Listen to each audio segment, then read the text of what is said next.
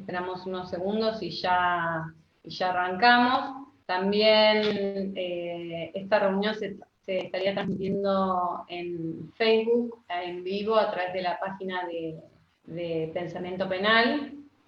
Así que quienes se han incorporado a este conversatorio a través de la página, los y las invitamos a que realicen las preguntas que tengan ganas. La idea es que esto sea justamente un conversatorio, que todos y todas tengan la posibilidad de participar, de darnos su opinión, su visión del tema que se propone en esta charla, que tiene un nombre súper fuerte para mí, que es Todo parto es político, mujeres, juicios y castigos.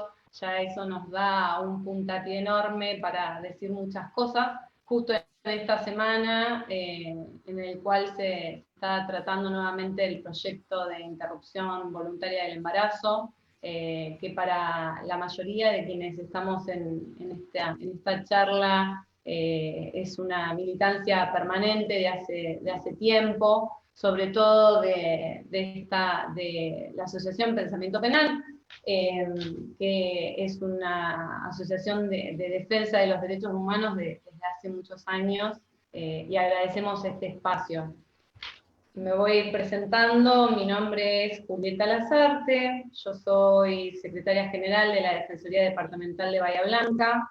En primer lugar, como ya dije, quiero agradecer este espacio que nos brinda APP. Antes de arrancar este conversatorio nos declarábamos fans de Asociación Pensamiento Penal, y es así porque la verdad es que no tan solo desde el discurso, sino desde la acción, todo el tiempo genera revolución, cambios, planteos, y acompañan luchas que merecen ser justamente acompañadas y llevadas adelante, y si no fuera por ese sostén, serían muy difíciles de dar, sobre todo en el sistema que trabajamos, que es el sistema penal. La idea de hoy es presentar un libro que lo tengo acá conmigo también. Dicen que tuvo un bebé. Es un libro maravilloso. Yo creo que es un estudio, uno de los primeros estudios así criminológicos feministas que nacen en nuestro país con este perfil, realmente de súper sencilla lectura.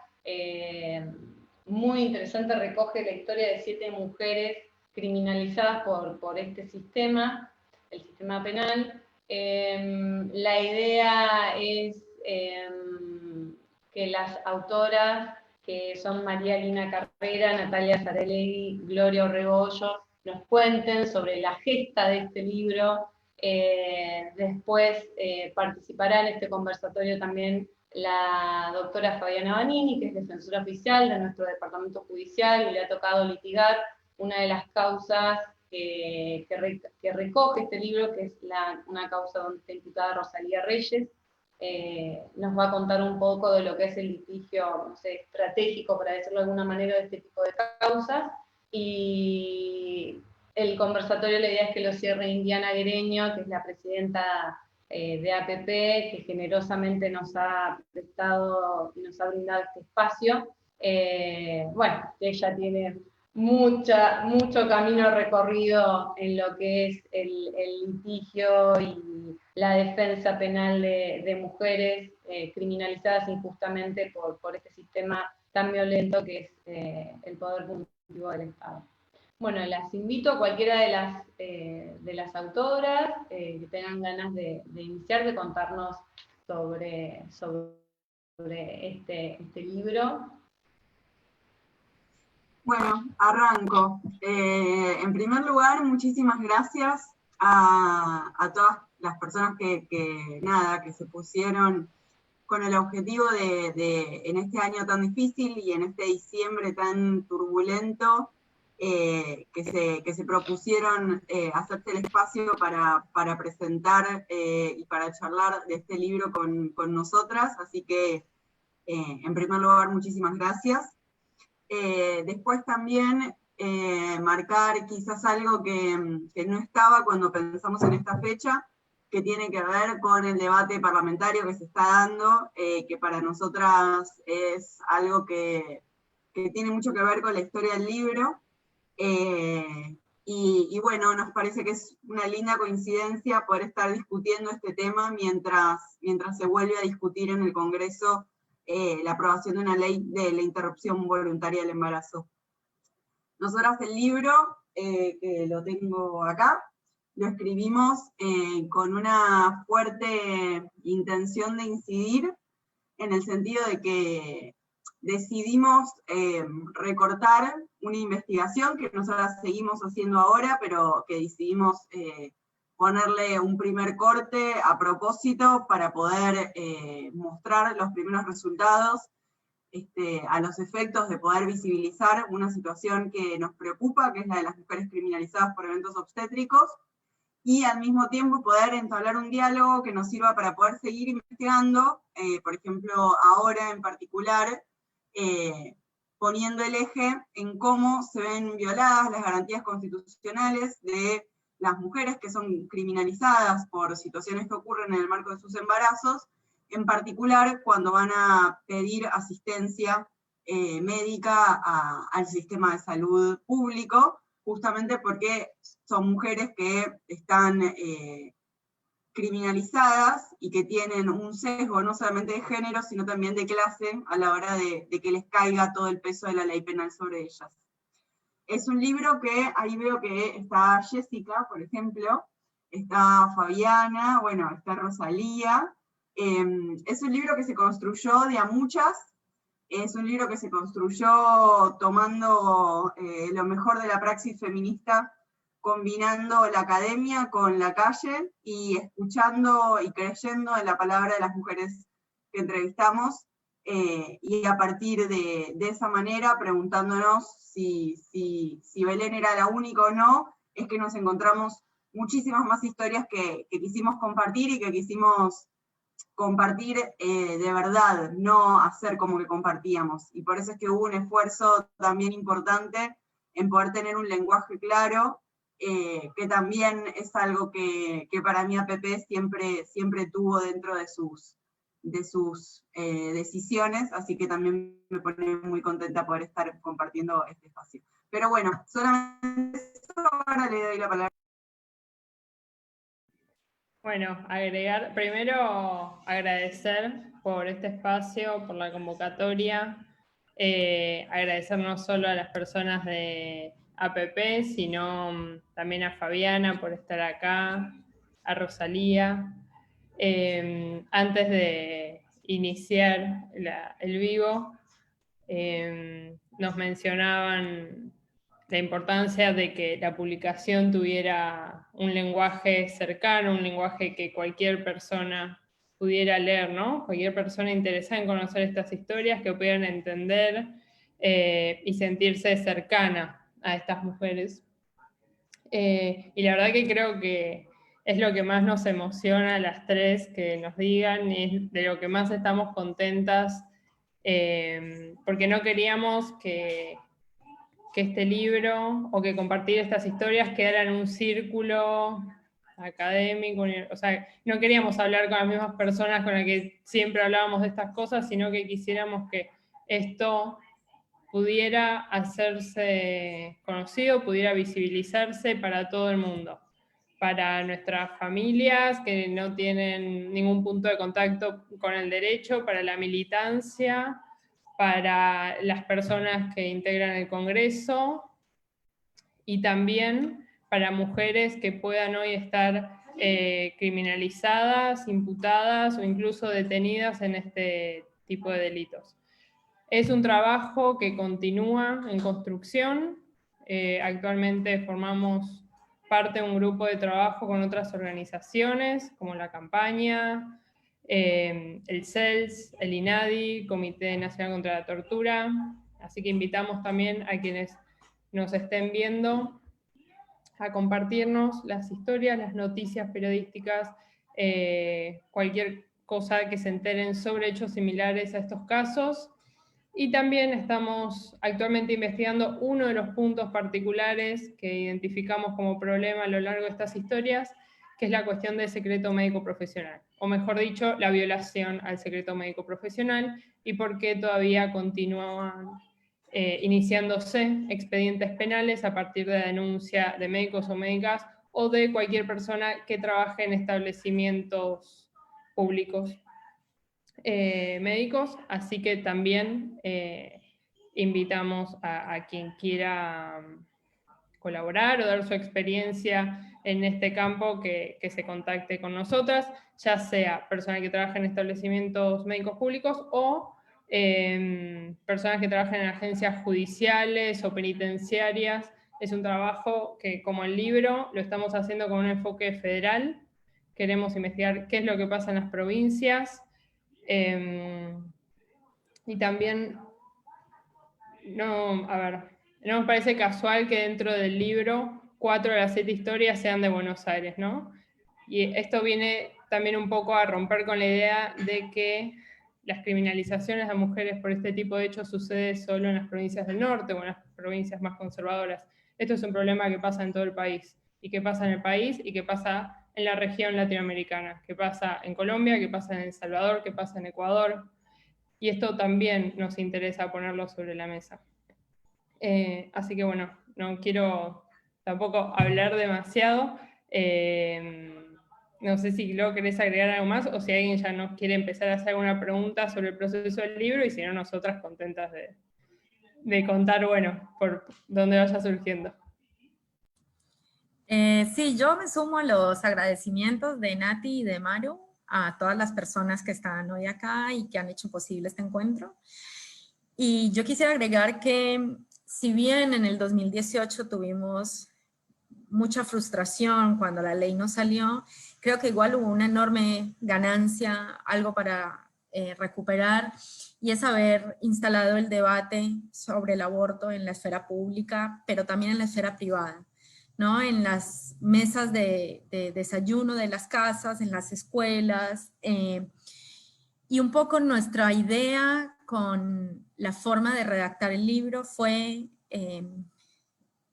ofrecer herramientas para el cuestionamiento de las propias creencias que muchas veces las personas tienen simplemente por repetir algo que han venido escuchando. Entonces es darle también historias para que se den cuenta del mal que hace la clandestinidad a las mujeres, y de cómo esa sombra punitiva que nos persigue y persigue a nuestros cuerpos se convierte en una herramienta de injusticia que, si bien atraviesa a todas las mujeres, principalmente apunta a grupos en situación de vulnerabilidad. Entonces, esperando que este año podamos gritar que es ley, nos sumamos a los argumentos a favor del respeto por la autonomía de las mujeres y por la obligación de las personas de cumplir con los mandatos constitucionales y los mandatos legales que les obligan, como en el caso del secreto médico profesional que contaba Maru, y que estamos muy interesadas en seguir investigando y seguir poniendo en el radar estos casos que por sus particularidades han resultado invisibilizados en el debate público. Con eso yo era lo que quería agregar a lo que dijeron mis dos coautoras, y lo que quisiera es escuchar al resto y tener este intercambio tan interesante que se está proponiendo. Acá, agregando, dándole continuidad a lo que ustedes están diciendo, unas preguntas que me habían acercado algunas compañeras, se vinculan con el libro, esto que vos decís, Gloria, en cuanto a la sombra punitiva que genera la no legalización del aborto o esta ley de interrupción voluntaria del embarazo, y lo que ponen en el libro de cómo esto finalmente incide en mayor criminalización de las mujeres, y eso no se ve. Creo que en una parte del libro ustedes ponen esto de que el libro nace como como un grito de queja y de reclamo, que una de las posturas es, bueno, no es necesario la legalización del aborto porque no hay mujeres presas por este delito. ¿Cómo ven esta cuestión? ¿Qué piensan ustedes? ¿Qué mecanismos podría haber para visibilizar esto que ustedes dicen que no se ve, que no se visualiza? Ustedes pudieron recabar, pero por una tarea titánica que tuvieron que realizar, que es a través de los medios de comunicación.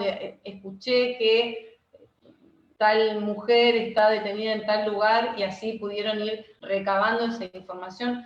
¿Han pensado en herramientas, alguna herramienta? Porque la verdad que la información es una de las herramientas más importantes para adoptar políticas públicas o para ver qué políticas públicas se adoptan según esa información. No sé si eso se lo han preguntado, qué incidencia tiene, cómo se le podría encontrar la vuelta a esto. No sé si me explico lo que les quiero preguntar.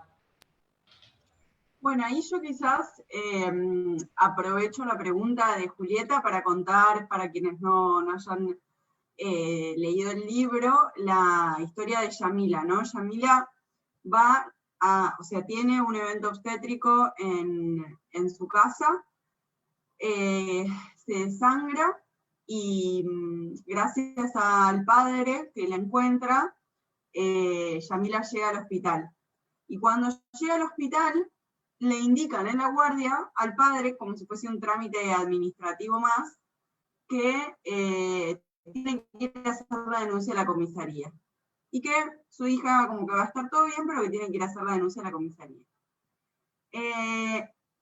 Después, bueno, Yamila sufre una violencia institucional enorme, en donde le dicen que le interrogan, no sé a quién la tendría que asistir, le interroga, y finalmente ella es criminalizada. ¿Por qué traigo esta historia? Porque creo que para poder identificar estas prácticas y para poder desarmarlas, que creo que es un poco lo que planteaba Julieta, nosotros lo que pensamos es que por un lado vale la pena reconstruir los patrones de comportamiento, y dentro de esos patrones de comportamiento encontramos un profundo descreimiento de la palabra de las mujeres, y a su vez una serie de agentes que actúan de una forma muy perjudicial para las mujeres. Dentro de estos agentes están tanto los agentes de la medicina, como también policías, en el caso de Inés, una chica de Chascomús, los bomberos, es decir, una serie de personas intervinientes que del otro lado encuentran fiscalías o juzgados que dan curso a estas situaciones. Entonces, para poder desarmar estos mecanismos, estos dispositivos de control formal, informal, lo que nosotros pensamos es que en primer lugar hay que poder visibilizarlos, y por eso es que la idea que tuvimos con el libro fue, a raíz de cada una de las historias, poder hacer eje en problemáticas particulares para que a partir de su identificación pueda ser más fácil atacarlos en sede judicial o prevenirlos a través de capacitaciones o de debates previos con esas operaciones.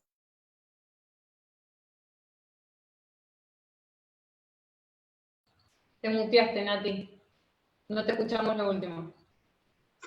Perdón, no, que decía que me parecía importante poder, en primer lugar, identificar esos patrones que actúan para la criminalización, para poder después pensar en, una vez visibilizados, mostrar esas formas de comportamiento que no son prácticas aisladas, sino evidentemente formas de trabajo, muchas veces en protocolos no escritos, sino costumbres directamente, y en función de eso pensar cómo hacemos para hacer recomendaciones, ya sea de que esas causas no prosperen en la justicia, o bien que se formen las mismas prácticas a través de capacitaciones o actividades específicas de esos espacios.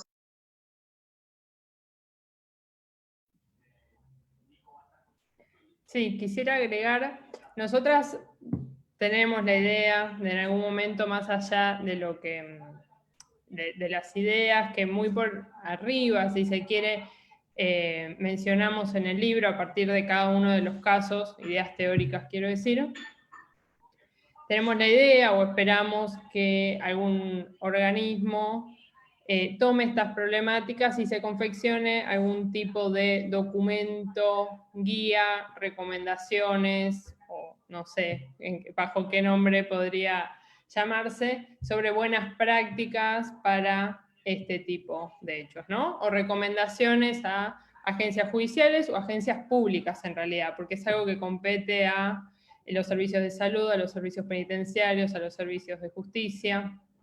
Entonces, creemos que un punto fuerte tiene que estar en la capacitación. Pero en la capacitación, tanto ya de los y las profesionales, como la capacitación desde la formación universitaria, ¿no? Por ejemplo, en lo que hace al secreto médico profesional, bueno, ahora estamos viendo, bueno, qué formación tuvieron sobre secreto profesional en las carreras de medicina o en las carreras de derecho. Y llevado al caso de esta investigación en particular, pensamos diferentes medidas que podrían ser implementadas para que los expedientes o que el proceso de estas mujeres sean más justos o se desarrollen de una mejor manera. Y antes de mencionar las ideas en las que habíamos pensado, quisiera mencionar, bueno, nadie mejor que Fabi o Rosalía para contar esto, pero un ejemplo muy claro de cómo puede modificarse la experiencia de una de las mujeres en este tipo de procesos es la charla, la conversación que tuvieron las internas del establecimiento penitenciario al que Rosa iba a ingresar, una charla previa donde se les explicó por qué hay mujeres que son criminalizadas por este tipo de hechos, donde se les explicó o se les comentó por qué debía acompañarlas y no violentarlas, ni lesionarlas, ni amenazarlas. Y la experiencia de Rosalía al ingresar a este establecimiento fue totalmente diferente que la experiencia que tuvieron otras mujeres que ingresaron por los mismos hechos a otras cárceles. Entonces, quizás a veces teniendo en cuenta una charla, una conversación, algún tipo de encuentro de este estilo puede radicalmente cambiar la situación de esa mujer, incluso cuando estamos hablando de amenazas a la vida, ¿no? O de lesiones muy graves. Esto como ejemplo. Pero definitivamente creemos que existe una necesidad de que las mujeres imputadas por este tipo de procesos puedan tener entrevistas con sus defensas en contextos seguros, en contextos confidenciales, donde puedan explicar si fueron víctimas de algún tipo de violencia o de todas las condiciones que puedan servir a su defensa, de todas las medidas de prueba que puedan proponer. También creemos la necesidad de recordar a los tribunales la obligación que tienen de controlar que la defensa sea eficaz. Nos encontramos con casos donde las defensas fueron realmente muy violentas, si se quiere, no solo con las mujeres, sino con sus familias, donde las expusieron muchísimo en los medios de comunicación, en localidades muy pequeñas, lo que genera a su vez una presión adicional a los tribunales por condenar de la peor manera posible este tipo de hechos y donde genera además violencia en la cárcel y una violencia social y un desapego total del grupo social en donde estas familias se mueven. Incluso en el caso que se me viene a la cabeza, que es paradigmático, ese caso de Liana, ella fue condenada a la pena de prisión perpetua, pero en el caso de Paloma, un caso de acá de San Fernando, los jueces le decían al defensor, no podemos ser blandos con la pena que le vamos a imponer, porque nos van a decir que estas cosas no nos importan, entonces tenemos que dar un ejemplo de lo duro que se debe ser con estos hechos. Entonces también ahí hay una capacitación que se tiene que hacer a los tribunales, no solo entonces para controlar las defensas, sino también sobre estos casos una capacitación con perspectiva de género. Bueno, la ley Micaela viene a traerlo, pero creemos que específicamente en los casos en que las mujeres son imputadas por cuestiones que tienen que ver a sus derechos sexuales y reproductivos, tiene que haber algún tipo de capacitación especial, específica, ni hablar sobre también secreto médico profesional. Y para resumir, ¿no? Un poco y no extenderme demasiado, algo que pensamos que es fundamental es que a estas mujeres se las escuche al momento en que declaran en cualquier instancia judicial, ¿no? Porque nos encontramos con que en todos los casos no se había garantizado el derecho a hacer oír a estas mujeres, incluso cuando nos acercábamos a algunas de ellas se sorprendían de que 3 abogadas o investigadoras, no sé cómo llamarnos, 3 mujeres de Buenos Aires estuvieran interesadas por conocer sus historias y por visibilizarlas sin ningún tipo de tarea detrás, porque no, digamos, no éramos su defensa, no sé, no había otro propósito más que conocer sus historias y hacerlas conocidas. Y esto es, más allá de la publicación, es importante porque nada de lo que ellas explicaban era luego investigado en el caso. Era lo mismo prácticamente que declararan a que no declararan, porque incluso en los casos en los que lo hacían, los tribunales no hacían nada, hacían caso omiso total de sus declaraciones. Incluso cuando declaraban que habían sido víctimas de violencia sexual y que esos embarazos eran productos de una violación. O sea, era un dato más en el expediente. No se extraían testimonios, no se investigaba, o sea, no pasaba totalmente desapercibido. O ante declaraciones de sus parejas, declaraciones totalmente violentas, donde ellos mismos, por ejemplo, la pareja de Yamila, declaró con total impunidad que le había dicho en el parto de su primera hija, dame la bebé o te mato, o que había declarado que no me la cuidaba, no me la alimentaba. Es decir, hay como una invisibilización total de la mujer como sujeta, como ciudadana, como persona. Se transforma directamente en, no sé qué palabra usar, pero es muy estigmatizante y es muy evidente la hazaña en el tratamiento que se hace desde todas las esferas públicas en el abordaje de estos casos. Por eso creemos que la capacitación temprana, no sé si está bien dicho el concepto de capacitación temprana, pero bueno, capacitación desde todos los ámbitos, universitarios, ya profesionales, laborales, visibilización y educación para que esto no siga sucediendo. Me das un pie, María Lina, con 2 cuestiones que dijeron recién, que también me lo habían preguntado antes, que vuelcan en su libro en cuanto al rol de los grupos feministas en este tipo de, las intervenciones que han tomado en estas causas, tratando de luchar por la absolución de alguna mujer criminalizada por una circunstancia como esta. Y bueno, ustedes contaron la intervención que se hizo para al momento del traslado de Rosalía Reyes a la unidad 4. Esto que vos contás de la capacitación, etcétera, la verdad que nosotros como defensa pública nos hacemos cargo de eso, nos hacemos cargo en el sentido de que nos falta mucho.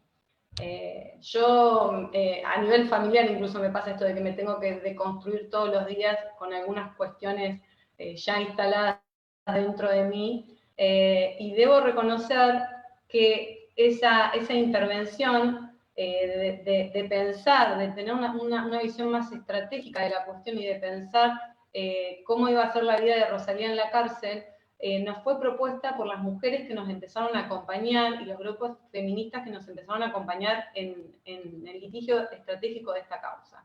Yo ahora ahí la veo conectada a Jessica Bisov, que quiero, ya la mencionaste, Nati, quiero rescatarla nuevamente hablando de estos roles. Jessica es doctora en Ciencias de la Educación, docente de la Universidad Nacional del Sur, doctora, postdoctora, o sea, es todo lo que se les ocurra, pero sobre todo es una gran mujer y tiene esa capacidad de crear redes y de incentivarnos e incentivar a las personas a hacer cosas. La verdad que tiene intervenciones en muchas causas donde son muy difíciles de pelear contra el sistema.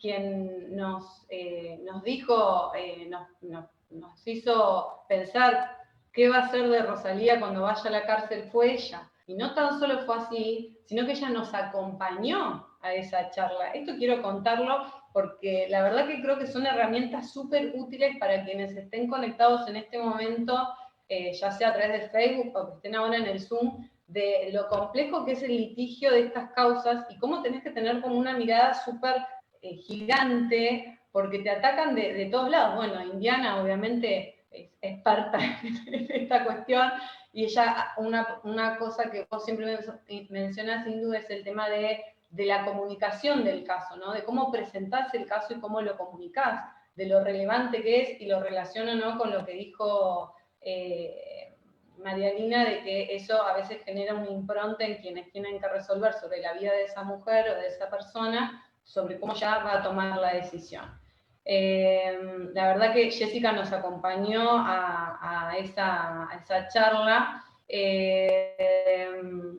y esta intervención que se hizo fue súper útil porque aparte ella habló con las detenidas del pabellón de la unidad 4 de acá y pudimos darles herramientas justamente para romper con estructuras y con mitos de las personas, las mujeres que son hechos.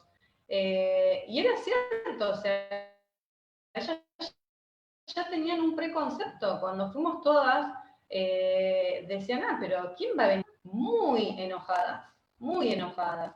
Yo no sé, ya que esto es la idea de un conversatorio, no te quiero poner un compromiso, Jessy, no sé si tenés ganas de contar qué significó para vos esta experiencia de haber participado en esto, si tenés ganas, obviamente, y cómo se te ocurrió.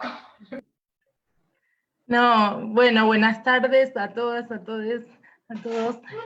No, bueno, no era mi intención hablar, era escuchar a ustedes compartir este espacio, pero bueno, gracias, Juli, saludar a Rosalía, a Fabi, a Julieta.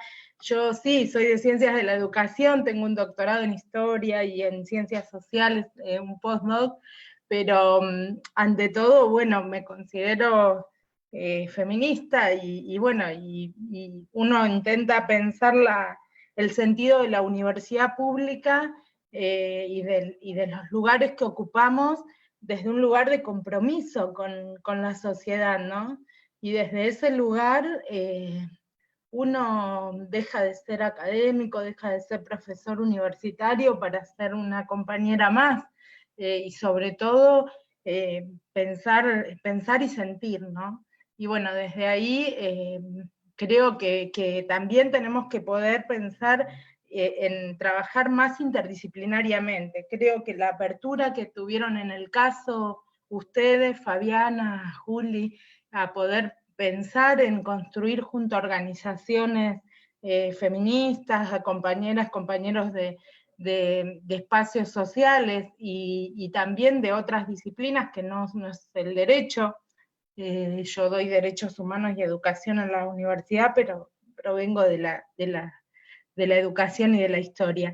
Así que me parece que por ahí va, ¿no? En pensar interdisciplinariamente. Así que bueno, ¿cómo se me ocurrió? Bueno, nada, pensar que en Rosalía y en qué iba a pasar con ella cuando llegue al penal, porque uno sabe de los preconceptos, como vos decías, Juli, que en torno a estos casos. Así que bueno, me parece que fue re fuerte ese momento, ese encuentro, que lo coordinaron ustedes. Yo solo acompañé. Y bueno, y fue muy fuerte en el penal. Bueno, nada, eso, y quiero escucharlas a ustedes. Un abrazo fuerte. Gracias, Cristina. Me parecía súper importante escucharte, porque la verdad que has sido una compañera en esto, y sí, nosotros vamos por la interdisciplinariedad en el litigio estratégico de estas causas. No quiero darle la impronta al derecho de vuelta, pero está bueno que si hay operadores del derecho, operadoras del derecho, tengan presente esto, ¿no? Que se lleven esta cuestión. A esa charla menciono también que fue nuestra asistente social, éramos varias mujeres, y fue un momento súper intenso y de mucho debate con las detenidas, y logramos cambiarle la cabeza, ¿no? Darles otra mirada.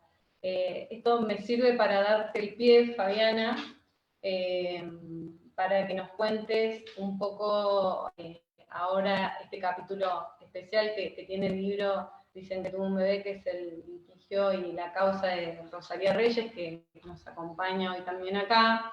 Que nos cuentes un poco tu experiencia en esta causa, cómo interviene la defensa pública acá, y cuál es el rol que tuviste que asumir, y cómo diseñaste la defensa de Rosalía.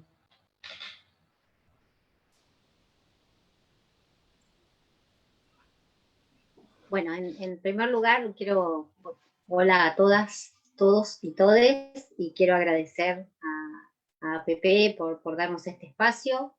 Quiero agradecer a Indiana, quiero agradecer a Nati, a Gloria y a Maru por interesarse desde el primer día en el caso de Rosa. Quiero agradecerle a Rosa, que hoy está presente. Y también quiero decirle a Juli que habla en cómo yo diseñé la estrategia, cómo la diseñamos. A ver, yo no trabajé sola en este caso, trabajamos las tres, Juli Lazarte y Flor Martínez, que está por ahí, María Florencia Martínez, que somos un equipo, y trabajamos juntas este caso desde el primer día. Fue difícil porque nosotras nos encontrábamos con una cuestión procesal que era insoslayable, que era la magnitud de pena la magnitud de pena en expectativa, esta cosa que tanto los tribunales tienen en cuenta para otorgar prisiones domiciliarias, arrestos domiciliarios o excarcelaciones, que en el caso de Rosa, y como estaba en ese momento imputada por un delito que prevé la prisión perpetua, era la pena máxima del Código Penal, más el peligro de fuga. Teníamos la conjunción perfecta para que nos digan que no a cualquier beneficio en relación, o a cualquier petición en relación a un derecho de transitar el proceso en libertad, el segundo proceso en libertad. Porque Rosalía es condenada por un delito que no cometió, que los jueces así, los jueces establecieron que fue un delito, pero que es un hecho que ocurrió en el año 2005. Ella transita una parte de ese proceso en prisión, luego es excarcelada, y cuando llega la última jornada del juicio, ella se va, porque las chances de que la condenaran a prisión perpetua en el año 2007 eran altísimas. Imaginen que en el 2020 la condenaron a 8 años, en ese momento era muy fuerte, eran muy altas las chances, así que ella se asusta, toma a sus 4 hijos y se va, y rehace su vida en Zárate. En junio de 2019 es captada por una cámara de la estación Retiro y que le detecta el rostro, se le acerca a la policía y le dice que tiene un pedido de captura, bueno, y allí empieza nuevamente la pesadilla. Entonces, bueno, como decía, teníamos estos dos problemas, entonces dijimos, bueno, ¿qué podemos hacer para que hacer algo que le sirva realmente a Rosalía? Podemos pedir una excarcelación, pero ya litigamos hace más de 15 años en Bahía Blanca, sabemos más o menos los criterios de los jueces, sabemos que no vamos a llegar a ningún lado, así que Juli, que había trabajado en el 2005 con la defensora de Rosalía en el primer proceso, recordó que había una pericia que nunca se había presentado al juicio, que era una pericia realizada por un psiquiatra, una psicóloga y un psicólogo, que, bueno, había sido realizada para determinar si Rosalía había sido imputable o no en el momento del hecho, que nunca más se había presentado en el proceso. Así que la conseguimos y nos encontramos con que la pericia básicamente concluía que Rosa era muy probable, muy posible que en ese momento no hubiera podido comprender por un montón de cuestiones ni adecuar la conducta a esa comprensión. Bueno, lo que los abogados llamamos inimputabilidad. Así que la presentamos y pedimos el sobreseimiento directamente, y también con la CEDAW y con Belén para en la mano y poniendo sobre la mesa ya desde la primera presentación que hicimos ante el tribunal la perspectiva de género. Bueno, no tuvimos respuestas favorables.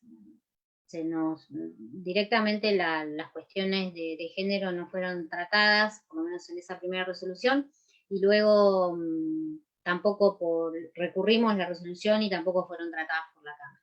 Así que llegamos al día del juicio y teníamos también el dilema de qué hacíamos con el caso de Rosalía, si lo íbamos a mediatizar antes del juicio o no, porque era un arma de doble filo, ¿no? Por esto también que decía Maru hace un ratito, que los jueces se ven a veces muy presionados por la prensa y la opinión pública. Bahía Blanca es una ciudad difícil, hoy, por ejemplo, en un medio de difusión masiva en Bahía Blanca salió una nota de empresarios católicos en contra de la ley de la IBE, y bueno, ya desde ese lugar era complicado mediatizarlo, así que, y además queríamos respetar también la intención de Rosalía de no ser expuesta. Así que llegamos al juicio así, calladitas, y encarando la defensa desde muchísimos aspectos, desde la ausencia de conducta hasta pasando por todos los estratos de la teoría del delito hasta el pedido de prescripción.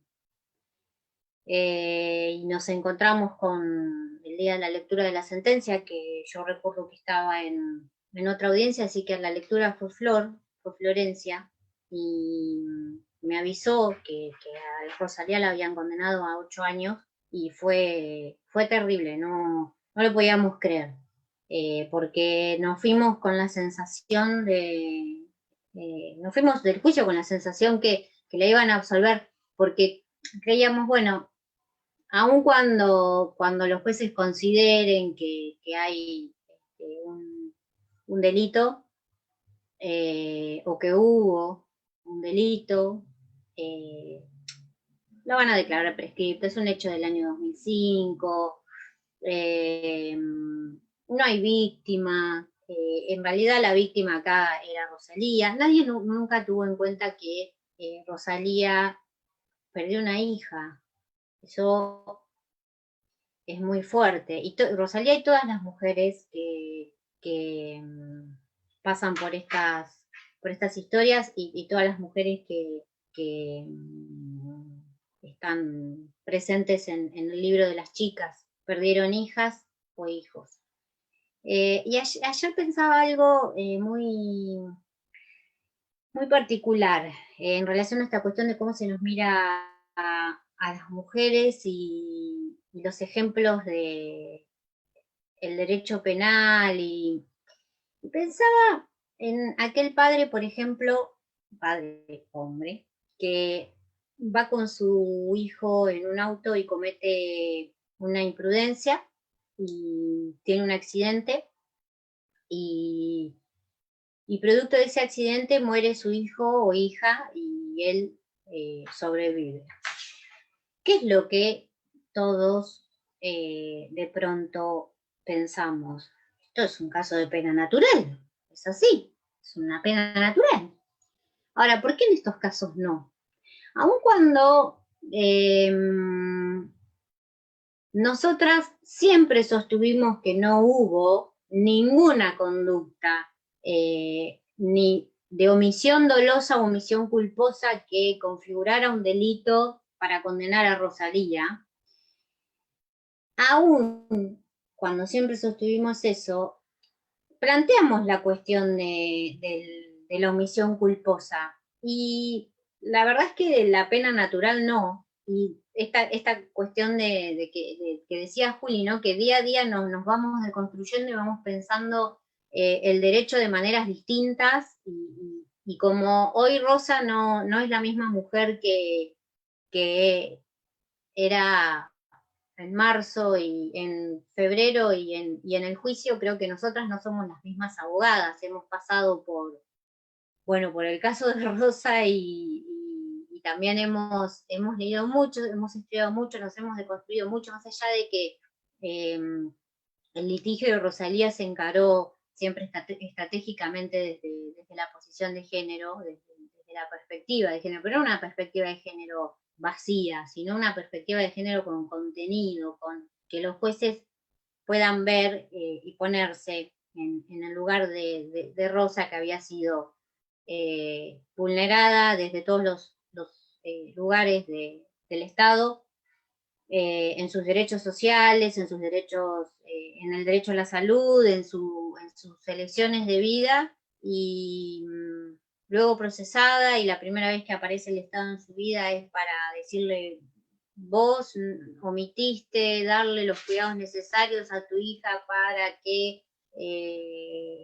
no se produjera la muerte, y entonces por eso sos culpable y por eso te vamos a pedir perpetua.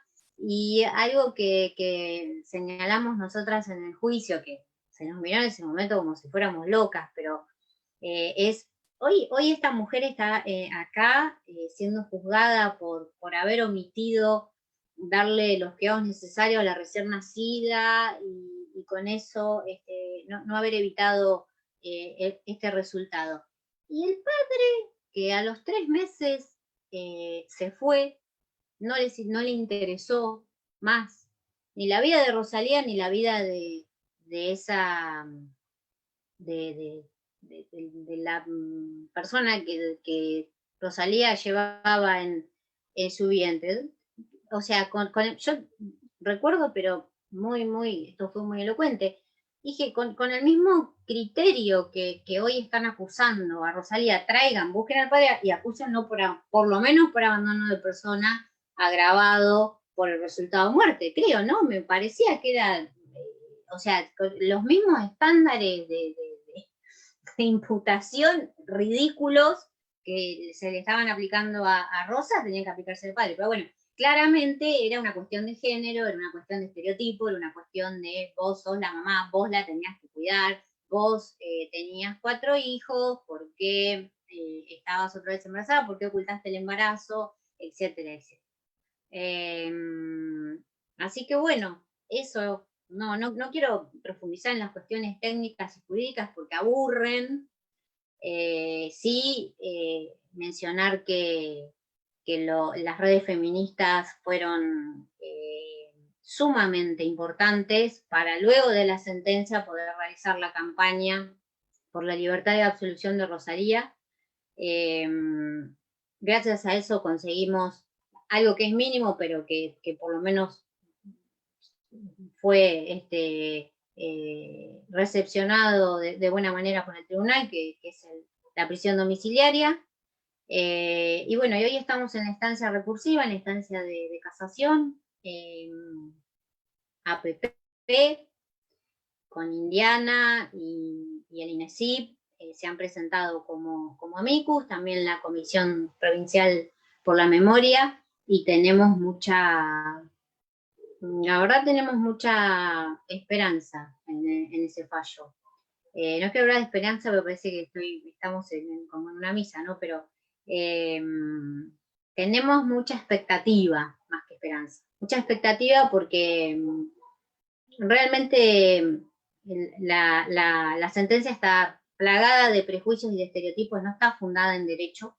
Y lo que se le reprochó a Rosalía, como dice la sentencia, ¿no? Es lo obvio. ¿Y qué es lo obvio? Lo obvio para una sociedad patriarcal que lo que espera de una madre es que dé la vida por sus hijos. Porque ese hubiera sido el único contexto en que Rosalía no hubiera sido condenada. Por una obvia razón, que se hubiera dado la vida por su hija, estaría muerta. Y la verdad es que también creo que se privilegia la vida o una recién nacida, esa vida que recién había nacido por sobre las 4 vidas, y en eso hoy Aida Kemmelmacher en el debate por la IBE a la mañana fue muy clara con el tema de la autonomía y cuánto, hasta dónde vamos a respetar las autonomías o no. Y ella fue muy clara en esto, dijo, a medida que va creciendo la vida o ese feto va tomando autonomía. Pero lo cierto es que detrás de esa puerta de ese baño, donde estaba Rosa, teniendo su parto en Avalancha, estaban sus 4 hijos menores gritándole, mamá, no te mueras. Nada más.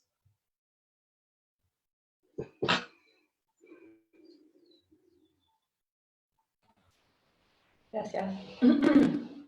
Gracias, Fabiana. Pensaba en 2 cosas que dijiste, y justo, bueno, no sé si a ustedes les pasa lo mismo en la pantalla, pero justo Rosalía en esto de los cuadraditos del Zoom aparece debajo mío.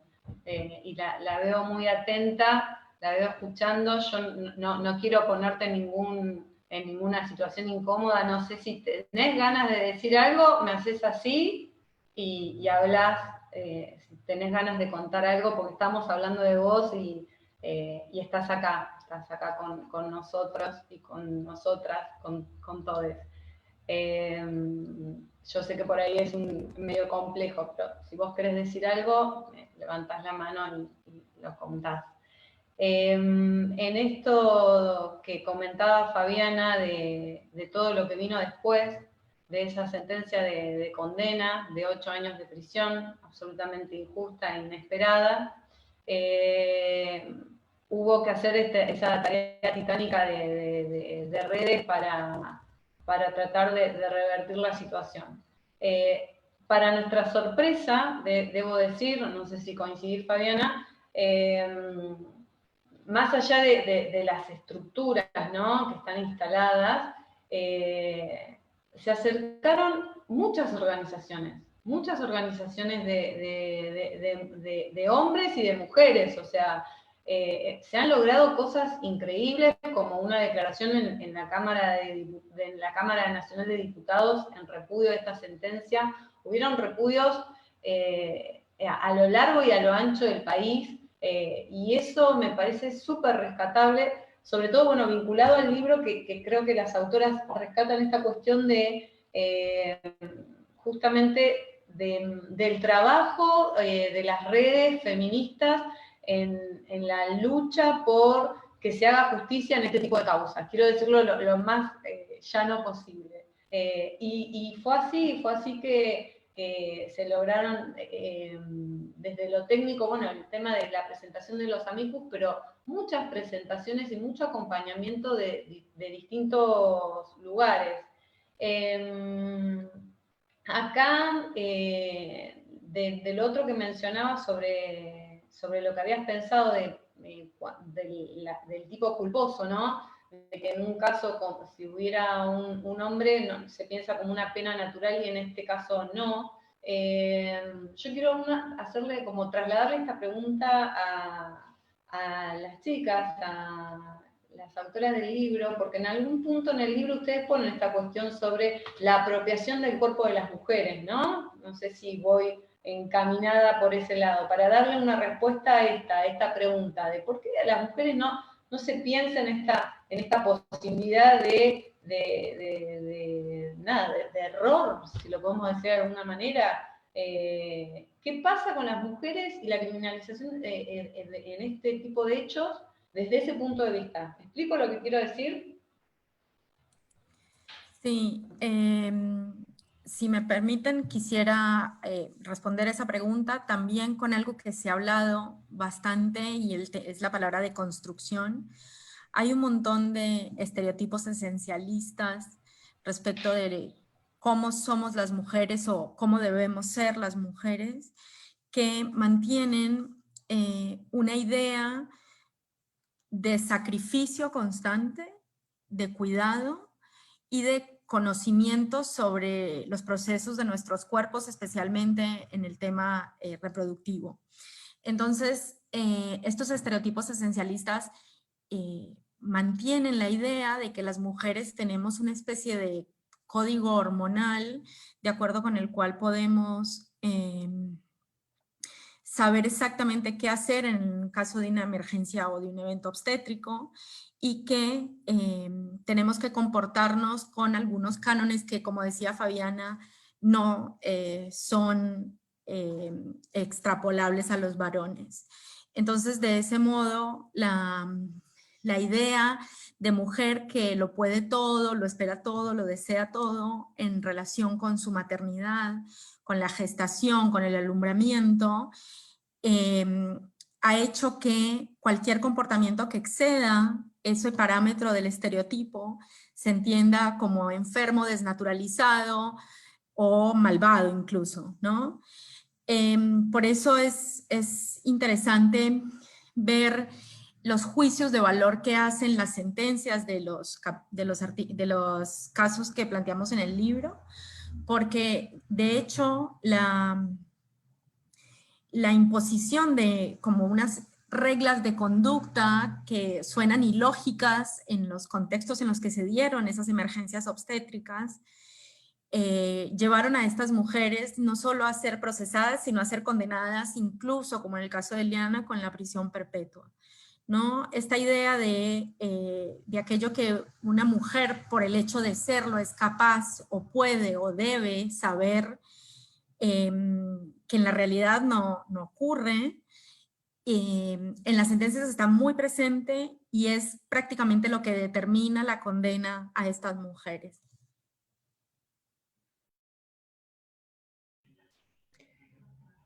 Quería agregar algo, no sé si... ¿querías agregar algo más, Glo?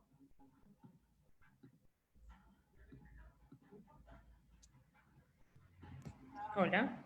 No, Hola. no dice que No, no estoy quiere bien. agregar nada más, pero yo también me anoto. Bueno, dale.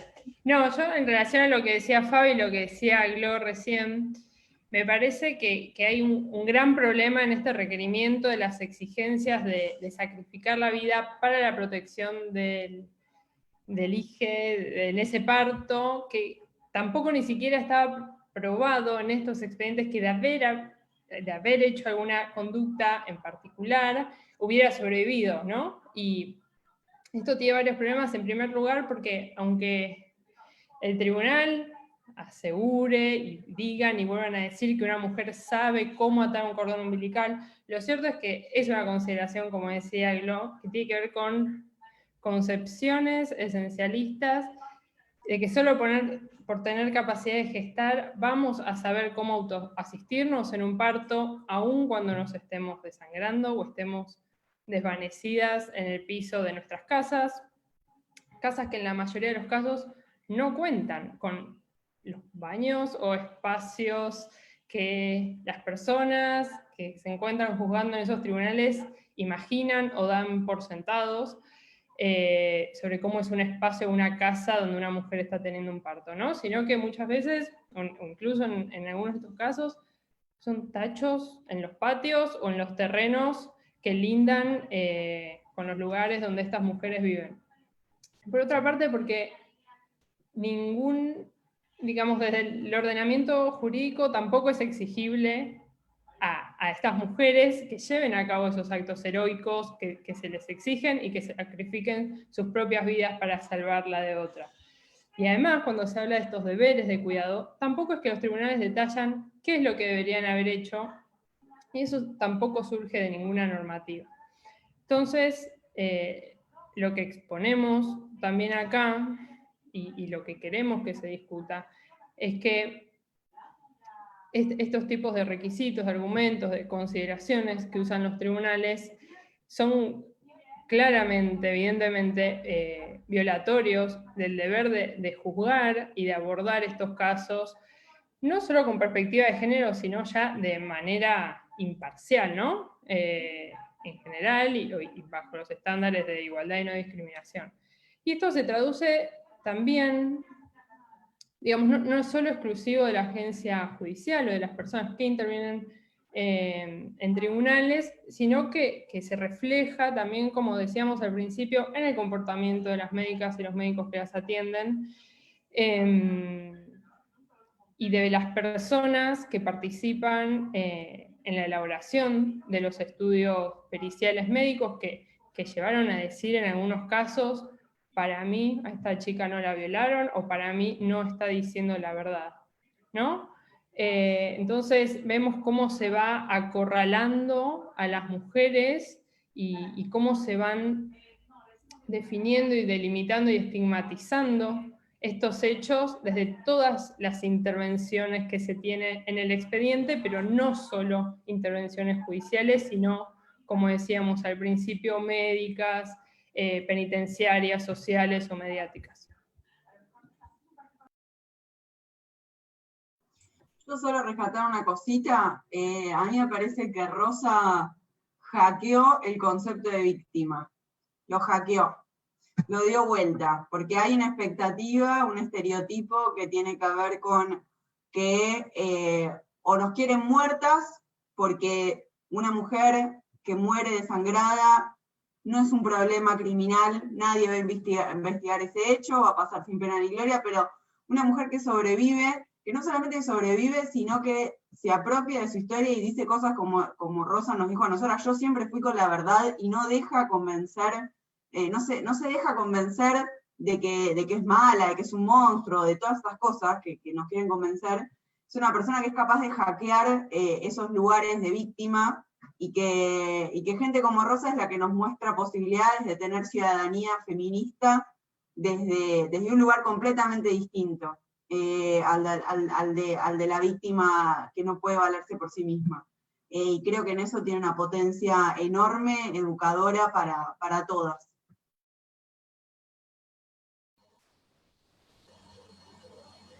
Perdón, Juli. Sí. Dale, Rosa, sí. No, Rosa levantó la mano. ¿Tenés ganas de hablar, Rosa? ¿Sabés desmutearte?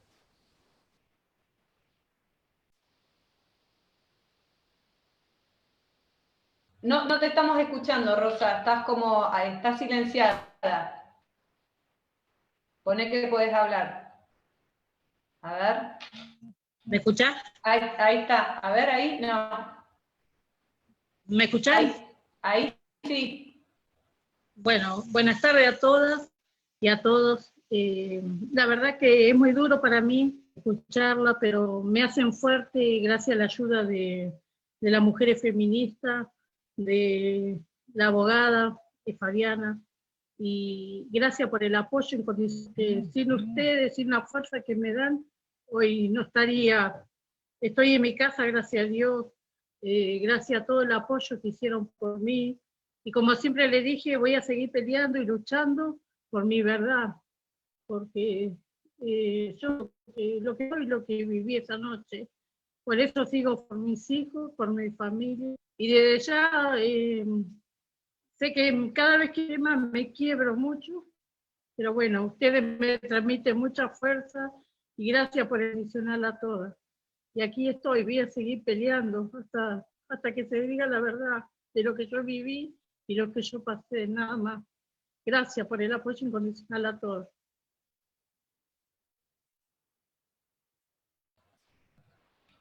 Gracias, Rosa, gracias por tus palabras y por estar hoy acá.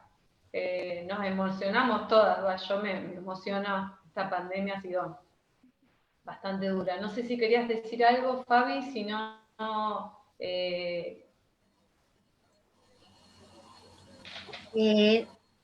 Después de escuchar a Rosa, es como que ya nada,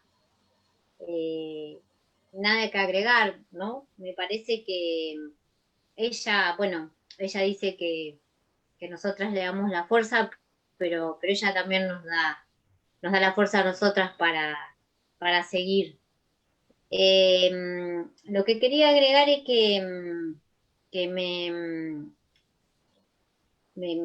siempre lo digo, y al otro día de la sentencia de Rosa recibí un WhatsApp de Nati Saralegui, y me dijo: hola, soy Natalia Saralegui, trabajo en la Defensoría General de la Nación, trabajo con Julieta Di Corleto y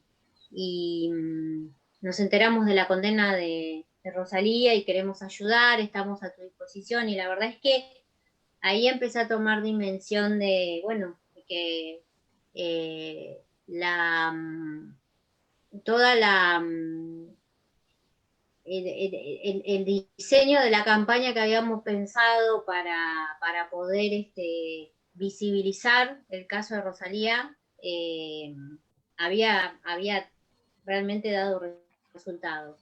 Y Nati me contó después que estaban escribiendo un libro, que ya lo iban a cerrar, lo tenían cerrado, lo tenían escrito el libro las chicas, o sea, estaba para entregarlo a la editorial, y decidieron, bueno, esto lo pueden contar ellas, les pidieron a la editorial por favor un mes más para incluir el caso de Rosalía, porque el caso de Rosalía tenía que incluirse. Y eso también fue muy, muy lindo, o sea, nosotras al principio nos sentimos un poco solas y después empezamos a ver toda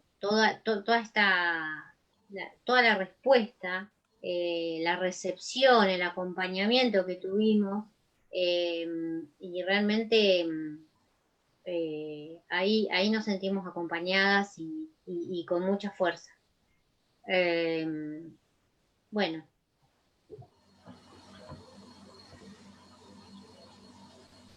Gracias. Juli. Sí. Ay, perdón, Juli, Sí. perdón si te interrumpo, No, solamente para no, preguntar no. algo.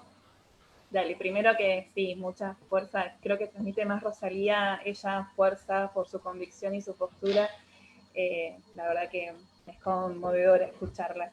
Su relato es muy fuerte, pero continuando lo que decía recién Fabiana, le quería consultar a las autoras cómo llegaron a estos 7 casos en su rol de abogadas, investigadoras, autoras. ¿Por qué esos 7 casos? Me imagino que tendrían muchos otros, lamentablemente. ¿Y cuál es el común que encontraron entre esas mujeres, además de, bueno, sus sentencias, ¿no? Del castigo en las sentencias, sino que me imagino que hay otras situaciones que son comunes en cada una de esas historias de vida que han llevado a encontrarse hoy entre estas 7 historias que ustedes decidieron contar.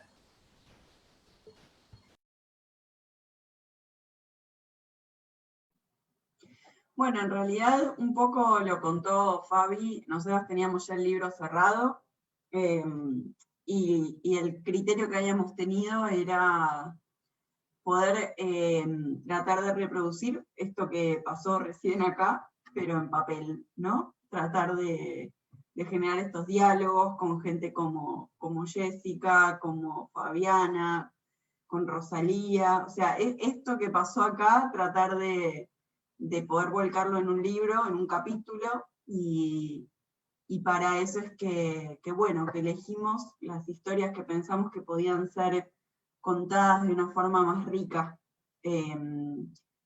Y bueno, creo que nada, que la historia de Rosa tenía que estar, definitivamente. Sí, me acuerdo, fue en abril o mayo que ya teníamos ese primer borrador del libro cerrado, ya enviado a la editorial, ya en plenas correcciones. Y nada, nos topamos con el caso de Rosa y dijimos, este caso tiene que estar como sea, en tiempo récord, laburemos las horas que laburemos, pero no podemos sacar esta investigación sin mostrar este caso. Sobre todo además porque tuvimos el privilegio, la gran oportunidad de poder, bueno, hablar no solo con Rosa, con su protagonista, sino con Fabiana o las chicas que intervinieron y que fueron clave en su proceso, no solo para empoderar a Rosa y que esta idea de víctima sea hackeada, como mencionaba Nati, sino hasta para lograr que le concedieran la prisión domiciliaria, ¿no? En términos más del expediente en sí. Así que con un poco de vergüenza le propusimos a Raquel, la editora de Siglo XXI, pero así con entusiasmo, con vergüenza, pero con entusiasmo, le dijimos, tenemos un caso más, mirá, si nos das unos días lo hacemos, pero mirá, esto tiene que estar, mirá todo lo que pasó, esta injusticia. Bueno, y Raquel, que es un amor y que nos apoyó desde el primer momento también con este proyecto y que le parecía tan importante como a nosotras, nos dio luz verde y ahí nos metimos a full a hacer las entrevistas y a redactarlo y a mostrar la voz también de Rosa. Creo que lo que más queríamos nosotras a través de este libro era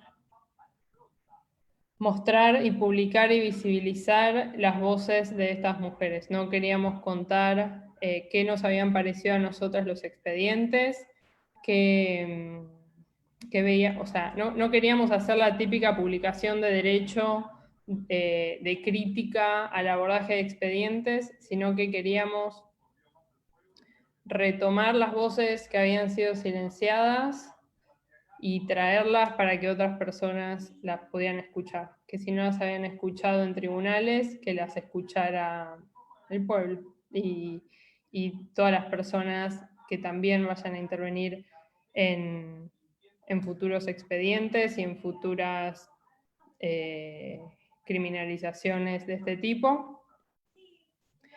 Y ojalá que esto impulse a que haya más publicaciones que visibilicen las voces de las personas detenidas. Ojalá que sí.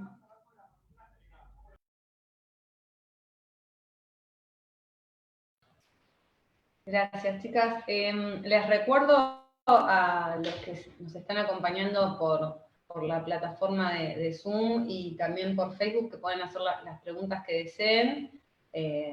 Yo algunas voy recopilándolas. También pueden desmutearse y participar. Recién una de las preguntas que me pareció súper interesante y que se vincula también con el libro, dice, bueno, felicita al equipo de Fabiana y de la Defensoría Oficial, y dice, en mi opinión, la mirada de la justicia no es solo patriarcal, sino esencialmente clasista.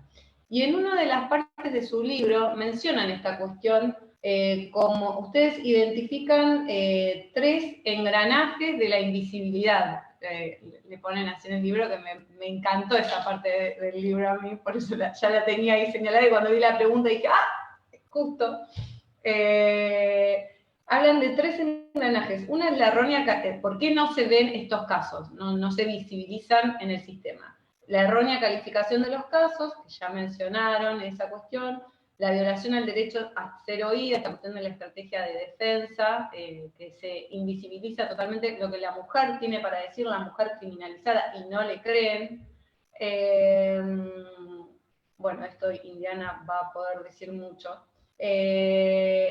Y en tercer lugar, la selectividad penal propia de la clase y del género. También hablan de esta cuestión de la clase. No sé si alguna quiere aportar algo sobre este punto que ustedes rescataron en el libro también. Quizás ahí es en donde las experiencias como la de Indiana y el equipo de APP con la causa de Cristina Vázquez o otras causas por diversas imputaciones que no tendrían que ver necesariamente con algo relativo a los órganos sexuales de las personas que son identificadas como mujeres al nacer, nos dieron mucha espalda para poder pensar el problema, ¿no? Así que creo que bueno, no sé si Indiana nos quiere decir algo sobre eso, pero para nosotras es una inspiración también pensar en ese cruce de derechos humanos y género desde las defensas y los equipos que pelean como los de APP.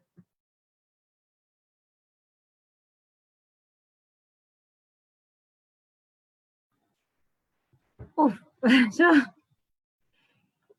estoy completamente conmovida, contemplando, y Rosalía, yo te agradezco primero que estés acá y después que tengas la entereza de contar tu verdad, ¿no? Hay que ser muy fuerte para haber atravesado lo que atravesaste. Te juro que estoy temblando. No solo esa noche, ¿no? No solo esa noche, sino todo lo que vino después, que es violencia institucional por parte del Poder Judicial. A mí me parece que es hora de ponerle nombre a las cosas, ¿no? Porque cuando no nombramos, algunas cosas parecen como que no existen. Entonces pensamos siempre la violencia del Estado con otros órganos, ¿no? Con la policía. Pero el Poder Judicial hace daño, hace tremendo daño. Tanto es así que, bueno, Rosalía puede estar hoy acá. Sos muy valiente al compartir tu nombre. Sos muy valiente y muy generosa al compartir tu nombre y tu historia, no solamente tuya, sino de tu familia. Vos podías haber elegido quedarte en el anonimato y eso hubiera estado muy bien y lo hubiéramos, por supuesto, respetado y valorado y defendido con uñas y dientes, porque defendemos con uñas y dientes los nombres. Pero vos tomaste otra decisión y sabete que te vamos a acompañar, no solamente desde Pensamiento Penal, que nosotras nos presentamos en tu pesadilla judicial junto con Inesip, Ileana Arduino, Denis, Pepino, bueno, no me quiero olvidar de nadie, pero somos un montón las que te estamos acompañando y desde nuestro lugar es un gracias enorme, porque nosotras podemos dar esta pelea porque somos privilegiadas, porque esto es una cuestión de clase, es una cuestión de clase. Nosotras pudimos estudiar, estamos cómodas en nuestras casas haciendo este encuentro, este momento tan potente, ¿no? Dijeron la palabra potencia y me parece que es eso, la grabación de este encuentro quedará como algo muy potente y tendrá que ser visto por tantas otras personas, y mientras las escuchaba e insisto, contemplaba, pensaba por qué esto sigue siendo un tema de mujeres y nada más. Es decir, si vemos quiénes estamos integrando este Zoom, sacando a mis compañeros de pensamiento penal, ¿no? O sea, ¿por qué a los temas de, entre comillas, mujeres, por reducirlo, ¿no? Porque estamos haciendo un reduccionismo enorme diciendo temas de mujeres, nos llaman la atención solamente a personas que nos identificamos como mujeres? Entonces, me parece que lo primero que tenemos que hacer es, desde los feminismos, es una especie de autocrítica y de alarma, y salir ya a ver cómo hacemos para llegar a otros lugares, ¿no? ¿Cómo hacemos para que nos lean y nos escuchen desde otros lugares? Sobre todo para tratar de perforar, de entrar en el laberinto judicial, para poder entrar en esos pasillos, para poder hablar ese lenguaje. Por eso amé este libro, me encantó. ¿Pero por qué? Porque está escrito de una manera que te traslada a estar en las zapatillas de Rosalía, con todo el respeto lo digo, por supuesto, ¿no, Rosa? Te traslada a ser Yamila, te traslada a ser cada una de ellas, y lo peor, pensar en todas las que no están acá. Porque ¿por qué no sabemos quiénes son todas las otras?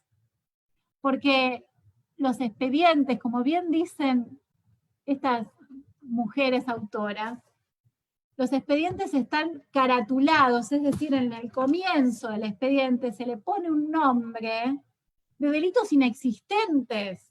Entonces, cuando vos haces la estadística, no encontrás los delitos por las mujeres privadas de la libertad por eventos obstétricos, por aborto, ¿no? Entonces después, como bien dicen ustedes en el libro, nos encontramos a la senadora Elías diciendo no hay presas por abortar, y en realidad Belén en Tucumán fue condenada por un homicidio, porque eso dice la carátula, así muy suelta de cuerpo la senadora,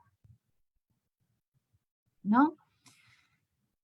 Hablando sin saber que Belén fue condenada por un aborto espontáneo, que el feto se perdió, que no, o sea, que no hubo ninguna prueba, que ella misma dijo que no sabía que estaba embarazada. ¿Y qué hizo la defensa?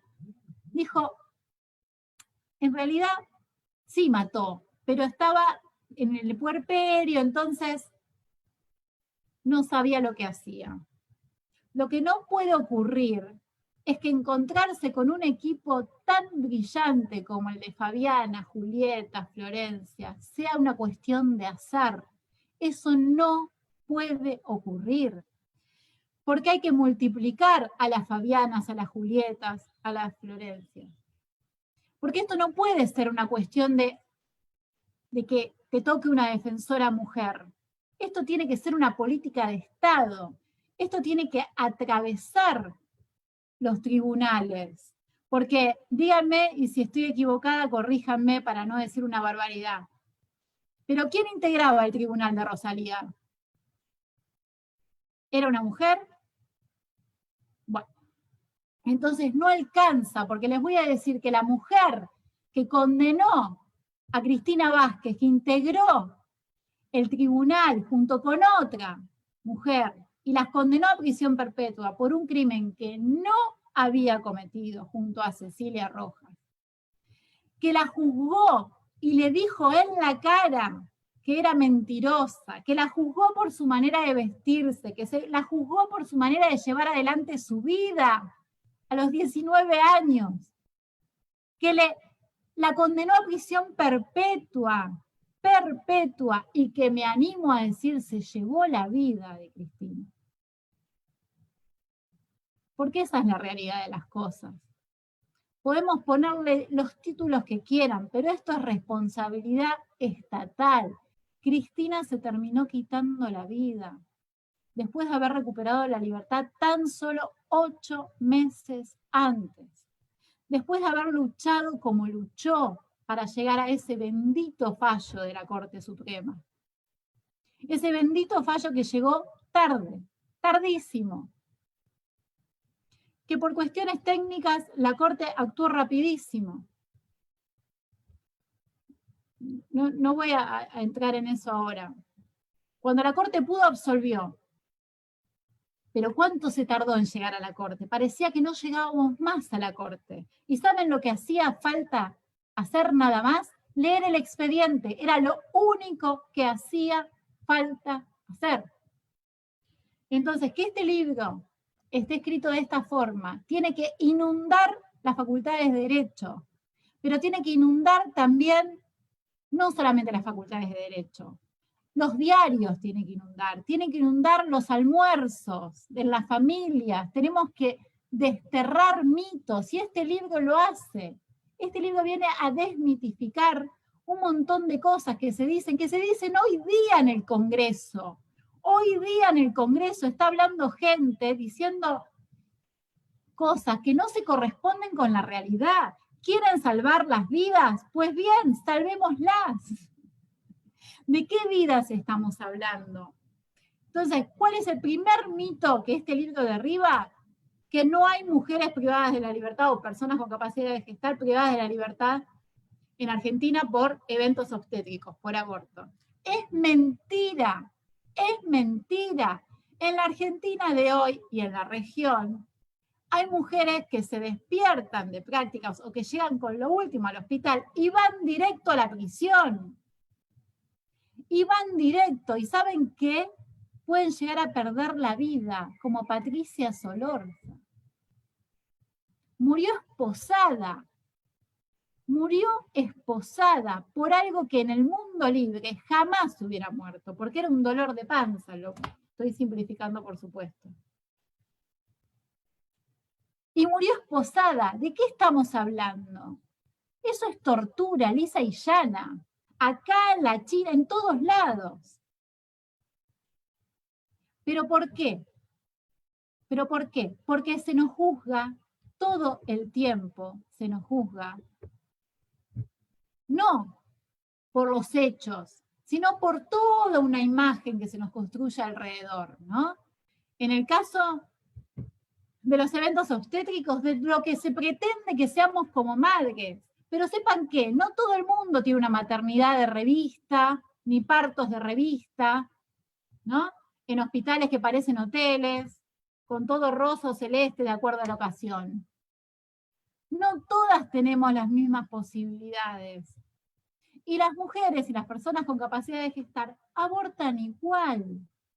Pero, ¿cuál es el problema? Que algunos abortos son seguros y otros no. Entonces, ¿por qué es tan importante la interrupción voluntaria del embarazo? ¿Por qué es tan importante estos libros? ¿Por qué tenemos que ir a dar la pelea al Congreso todavía? ¿Y por qué donde sea que nos llamen vamos a ir a poner el cuerpo para tratar de desmitificar?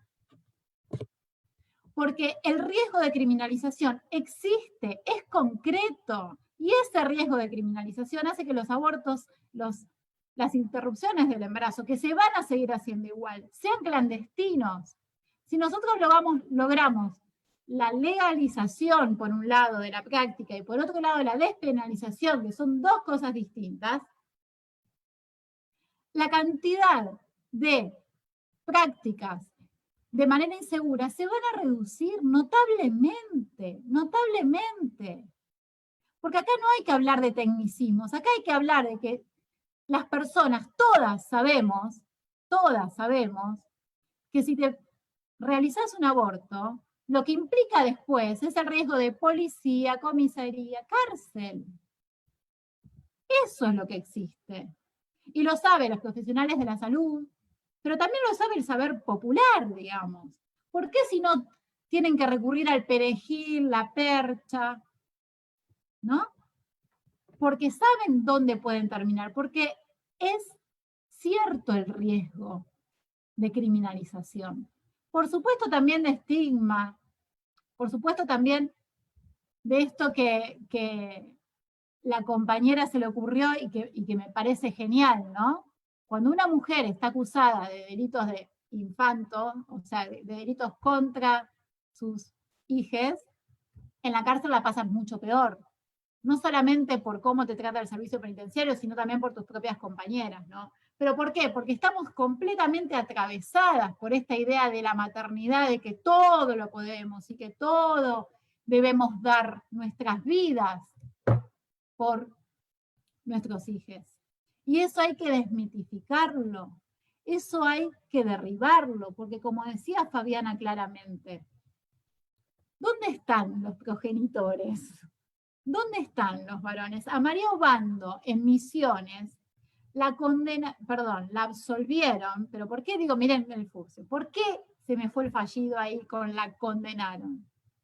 A María Obando, acusada de homicidio, cuando su niña se le murió a UPA de desnutrición, fue a declarar la pareja de María Obando, que también vivía junto con Carolina, con la bebé.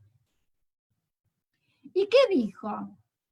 Que no le planchaba, no le cocinaba, no le sacaba los piojos. El tipo sentado declarando en contra de ella. Y se había muerto de desnutrición. Entonces, como dice Fabiana, ¿no? ¿Dónde están? Esto es una doble vara permanente, permanente. Son personas que dicen que fueron violadas, como Romina Tejerina, por ejemplo, y eso no es investigado. Eso es puesto en duda todo el tiempo. Eso no es en ningún momento valorado. Tampoco es valorado el contexto. Tampoco es valorado qué estuvo haciendo Rosalía todo ese día, por ejemplo, en los días anteriores. ¿Qué es lo que le pasó a Patricia durante toda la vida? No es valorado esto que ustedes también ponen, ¿no? En relación a Yamila, lo que él le decía durante el parto. Y así podemos citar un montón de casos más. Un montón de casos más donde los progenitores se presentan a declarar en contra. Y ni hablar de aquellos y aquellas profesionales de la salud que, violando el secreto médico profesional, que se lo saben de memoria, se lo saben de memoria, no es necesario capacitarlos sobre esto, se lo saben de memoria, no pueden ir, y sin embargo van, hacen la denuncia, y se sientan a declarar. ¿Por qué se sientan a declarar? Porque el Poder Judicial los llama. El Poder Judicial parece no haber conocido la jurisprudencia, que tiene años, es súper antigua, no me voy a poner técnica, que dice que no pueden ir a declarar a los tipos y las tipas van y se sientan. Porque son llamados y son escuchados y sus voces tienen muchísimo más valor que las de las mujeres. Y, a ver, vamos, otro caso en Corrientes, María Vieira, 13 años privada de la libertad. Tuvo a su bebé, ella vio que nació muerta, la enterró con su mejor ropita en el patio de la casa, le puso la mejor ropita que tenía y la puso en una cajita en el patio. Y un vecino, porque siempre están los vecinos que denuncian, María Obando la denunció un vecino, Soledad Cabola la denunció un vecino, bueno, en fin. La vio, fue y hizo la denuncia. 13 años estuvo privada de la libertad, hasta que se dieron cuenta que en realidad ella contó que en realidad era doble vuelta de cordón. Entonces, cuando fueron a leer la causa, vieron que la pericia en realidad lo que había dicho no es que ella lo había matado, sino que no tenían los elementos técnicos suficientes en ese momento en Corrientes para hacer la pericia adecuada. ¿Quién le devuelve ese tiempo? Nadie. ¿Quién le devuelve a la familia? Nadie. No va a haber dinero que pueda cobrar, que por favor, por supuesto que debe cobrar, que pueda reparar eso, así como no había nada que pueda reparar, al menos hoy, lo que le pasó a Cristina o a Cecilia, ¿no? Una de mis grandes luchas es lograr una ley de reparación integral cuando se lleguen a soluciones en estos casos. Y una ley de reparación integral no tiene que ver solamente con dinero, sino que tiene que ver con acceso a la vivienda, tiene que ver con acceso al trabajo digno, no cualquier cosa, trabajo digno. Tiene que ver con tratamiento psicológico adecuado a semejante violencia institucional. Tiene que ver con cómo contener a toda la familia después de semejante destrato, después de semejante tortura. Así que simplemente decirles gracias. Gracias por haber escrito este libro. Gracias siempre, Rosalía, Fabiana, bueno, Julieta, Florencia. O sea, tenemos que dejar tenemos que lograr que el azar deje de ser una variable, ¿no? Que no sea suerte que nos toquen equipos feministas en la defensa. Tenemos que lograr llegar a los varones y a las otras mujeres que se dicen no feministas, ¿no? Tenemos que encontrar esa manera de atravesar los muros, pero no me refiero a los muros de la cárcel, me refiero a los muros del Poder Judicial, me refiero a esos pasillos oscuros, me refiero a esas escaleras que no llegan a ningún lado, pareciera, ¿no? Porque parece que no tienen fin. Es como una escalera fija, ¿no? Llegar ahí y romper. Gracias. No, gracias a usted. Quería hacer un comentario, no sé si se puede ahora o falta hablar alguna más. Bueno, primero presentarme. Yo soy psicóloga, trabajo en la unidad 4 acá en Bahía Blanca, así que contenta de conocer compañeras feministas que están acá en la ciudad. Y bueno, no me acuerdo quién había dicho si conocíamos algún caso, porque además de trabajar ahí en la unidad, formo parte de la Red Nacional de Salud Mental Perinatal, y llegó, bueno, a través de una colega, de un caso de una chica que está detenida en este momento en una comisaría, que tuvo un parto pretérmino en agosto, y bueno, le hicieron la autopsia al bebé, y cuando ella fue a buscar la autopsia al hospital, la detuvieron con 10 policías, y bueno, ahora me dijo recién, justo le escribí, porque como preguntaron acá por casos, está en la comisaría de la mujer en Moreno. Si quieren, no sé, o me dan algún dato como para contactarlas y que puedan, me dijo que tiene abogada, pero bueno, no sé si... No ahí sé te escribo, si te parece, por privado con mi celular y lo conversamos. Gracias. Buenísimo. No, a ustedes, hagamos red, fundamental. Sí, a nosotros también. Sí, Moreno, provincia de Buenos Aires. Sí, Moreno, provincia de Buenos Aires. Una chica de 25 años. Sí. No sé, pásenme algún dato, ahí copio y después les escribo. Bueno, yo quiero decir una cosa con esto, y es que me llena de emoción que podamos tener este espacio y pensar que gracias a este espacio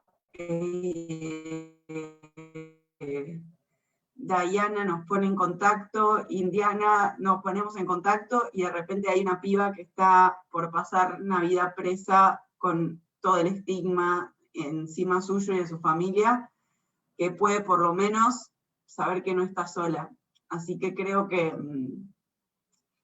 es la mejor revancha que podemos tener, y que es la mejor manera de poder responder a una indiferencia que todavía es muy grande y que se expresó hoy en el Congreso, que se expresó ayer, y que espacios como este son enormemente poderosos. Así que gracias.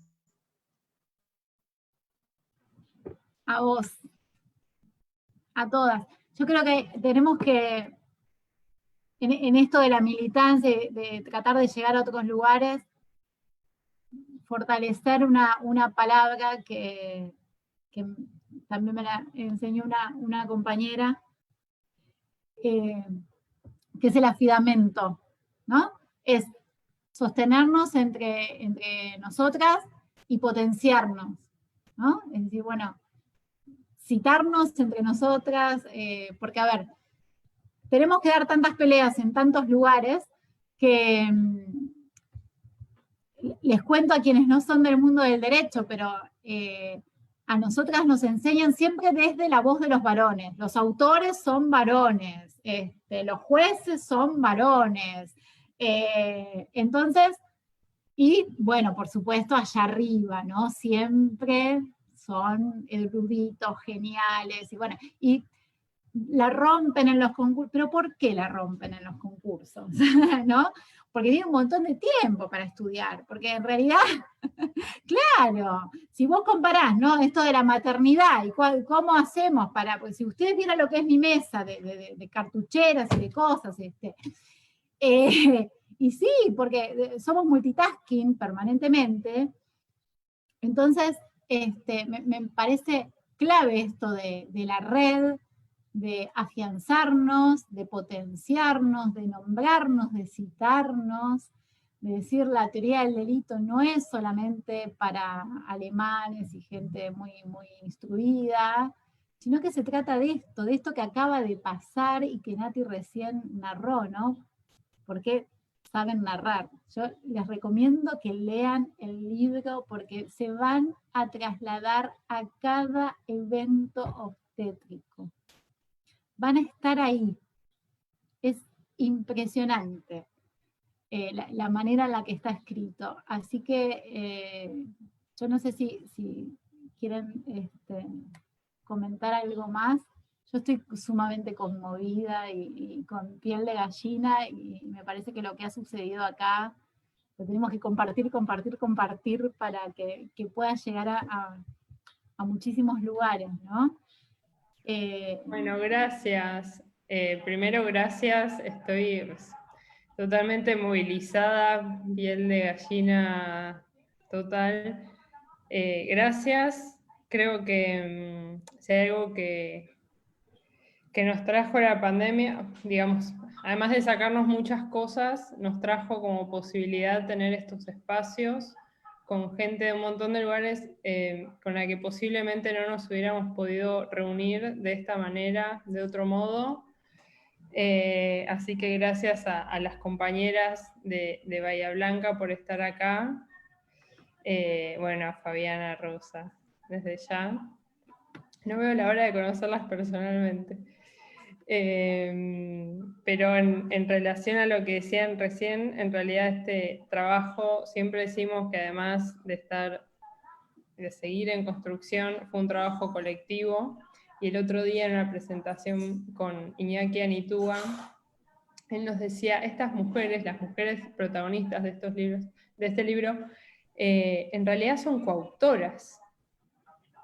Tuvieron una participación tan central, sus historias son tan centrales, importantes, que en realidad son coautoras. Y a mí me encantó este concepto porque, siguiendo con lo que decía hace un ratito de traer sus voces, de visibilizar sus voces, es cierto, no solo de las mujeres protagonistas de las historias, sino de todas las personas que participaron, que ayudaron, que las escucharon y que tuvieron un rol importante y que creyeron en ellas. Así que definitivamente no hubiéramos podido hacer esto sin el apoyo, la generosidad en el tiempo y en el conocimiento de un montón de personas, y no solo de las personas que aparecen, sino de otras a las que les fuimos consultando temas específicos, porque si algo que quisimos hacer también es mostrar la necesidad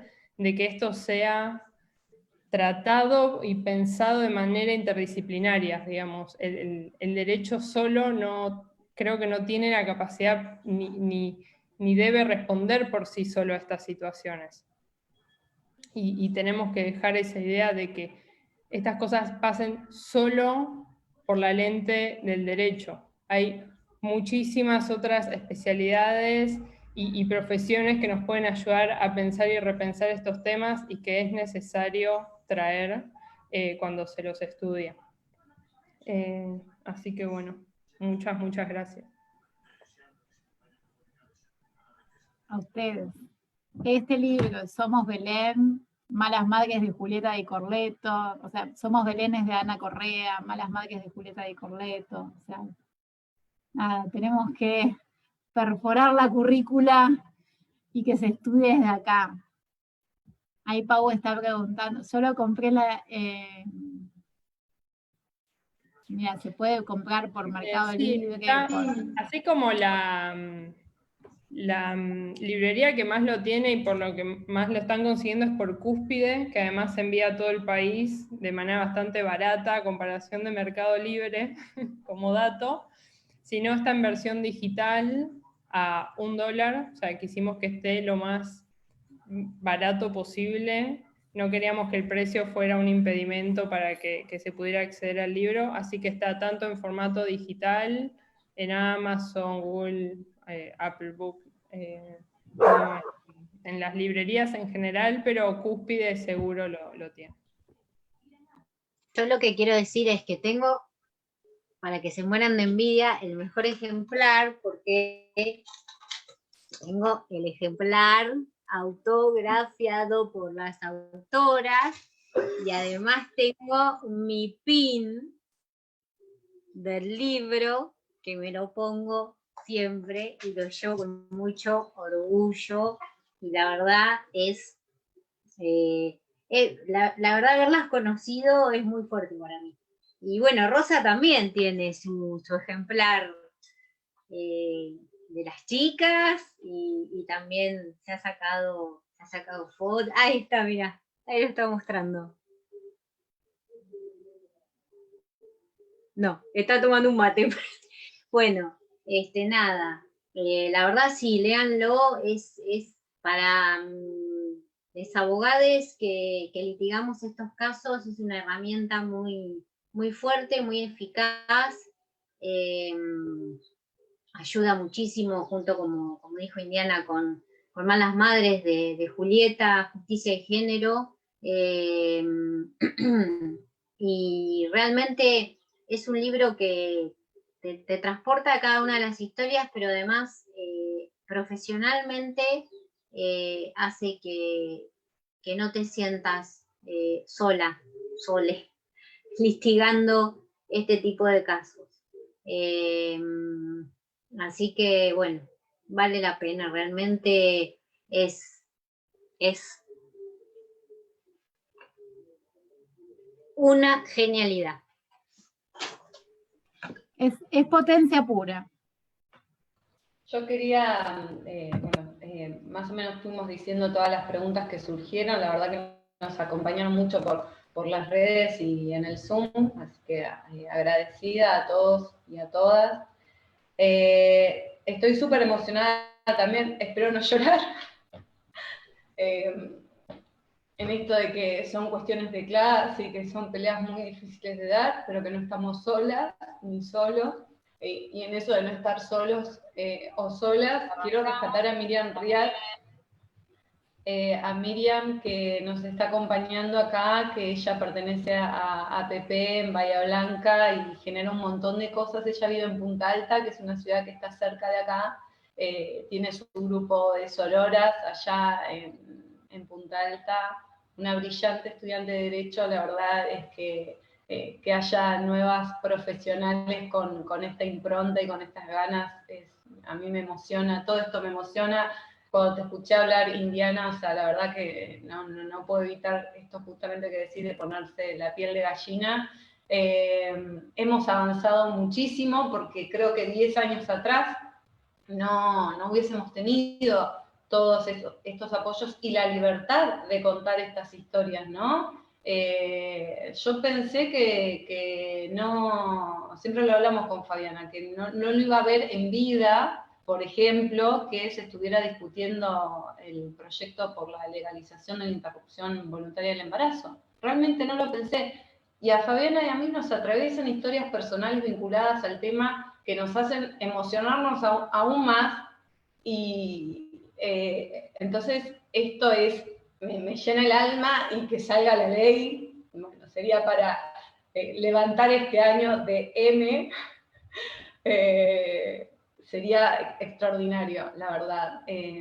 Insisto con esto que vos decías, Indu, de que hay una cuestión clasista que atraviesa esta problemática en particular, pero la justicia en especial, y que es violencia institucional y que merece ser denunciada y generar responsabilidades. Tenemos que trabajar eso fuertemente también desde la defensa pública, por ahí es como que nos quedamos a mitad de camino, ¿no? Logrando una absolución o lo que sea, pero no hacemos ese acompañamiento posterior de luchar por esa reparación a esa persona que injustamente ha sido, sufrió un proceso penal que le quitó todo, ¿no? Y yo pienso a la defensa pública, y bueno, hay varias compañeras acá que trabajan en la defensa pública, como el lugar más lindo para trabajar seguramente, pero como una institución de acceso de derechos. Nosotros tenemos que garantizar el acceso de derechos y eso también hay que comunicarlo, ¿no? También nosotros tenemos que hacernos cargo de ese rol que el Estado nos está brindando, porque hay muchas personas que necesitan de que haya alguien que les abra la puerta a ver satisfecho un derecho. No tengo más que palabras de agradecimiento a todas, y bueno, y especialmente a Asociación Pensamiento Penal que nos ha dado este espacio acá en esta ciudad, que tiene todas sus particularidades, y bueno, como dije al principio, justo esta semana donde se está discutiendo nuevamente esta ley, esperemos que esto siga siendo ola, ¿no? Que siga siendo marea verde. Yo solo cerrar con una incidencia. Este libro, la propuesta de la editorial era que se llame 7 historias en las que el sistema judicial encarcela a mujeres y a nadie le importa. Y por Fabiana, por Julieta, por la abogada de Yamila, por las abogadas de Inés, es que dijimos, no es que a nadie le importa. Hay poca gente que le importa un montón. Así que el casi es también nuestra dedicatoria a todas ustedes.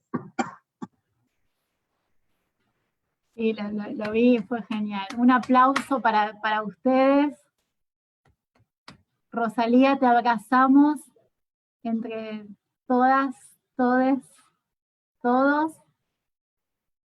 Te vamos a seguir acompañando. Gracias. Gracias por tu valentía, por tu generosidad.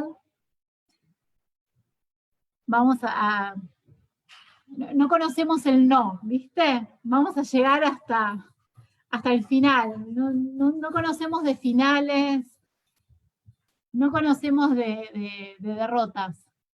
Así que mucha fuerza para lo que viene, para lo que sigue. Yo quería agradecer a Pepe, además de por este espacio, por todo el laburazo que hacen siempre. La verdad es que es inspirador, totalmente. Y no quería dejar de mencionar a Juliano, quien también siempre insistió mucho en la importancia del lenguaje claro en un derecho cercano a la ciudadanía, en redactar sentencias que las pudieran entender quienes formaban parte de esos procesos. Y me parece que no es casual que este tipo de publicaciones estén empezando a aparecer por gente que como él luchó tanto por eso. Sí. Yo quiero decir una cosa más también, sumarme a los agradecimientos y confesar el orgullo que siento por el trabajo con mis compañeras, pero también por el trabajo que se desarrolla en APP, por el trabajo que se desarrolla en la defensa pública y en todas las instancias, tanto de trabajo como de construcción de estereotipos y de educación en todos los niveles y a nivel multidisciplinario. De verdad, muchísimas gracias, es inspirador el trabajo que se realiza. Muchas gracias. A vos. Gracias. No sé si alguien más quiere decir algo. Si no, ya cerraríamos. Y por supuesto, como dijo Marialina, ¿no? Pensamiento Penal fue fundada por Mario Juliano. Él es nuestro motor, nuestra guía, nuestro maestro. Se fue hace muy poco. Se fue haciendo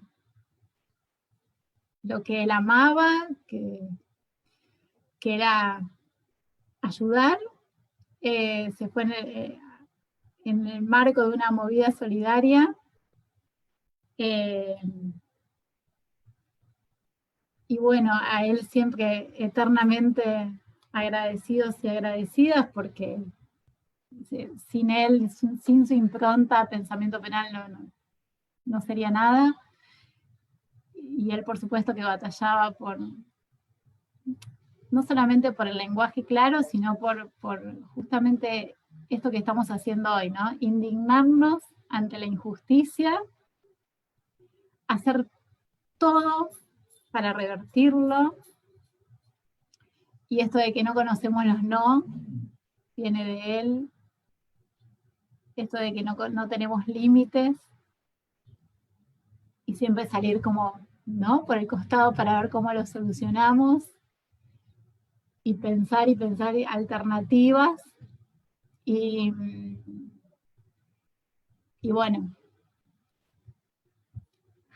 es algo que por supuesto nos atraviesa enormemente, pero hay que seguir. Él jamás hubiera permitido que nos rindamos, y menos ante estas cosas, ¿no? Menos ante estas injusticias tan terribles. Así que, bueno, gracias a todas. Un abrazo muy fuerte para todas, en especial para Rosa. Adiós.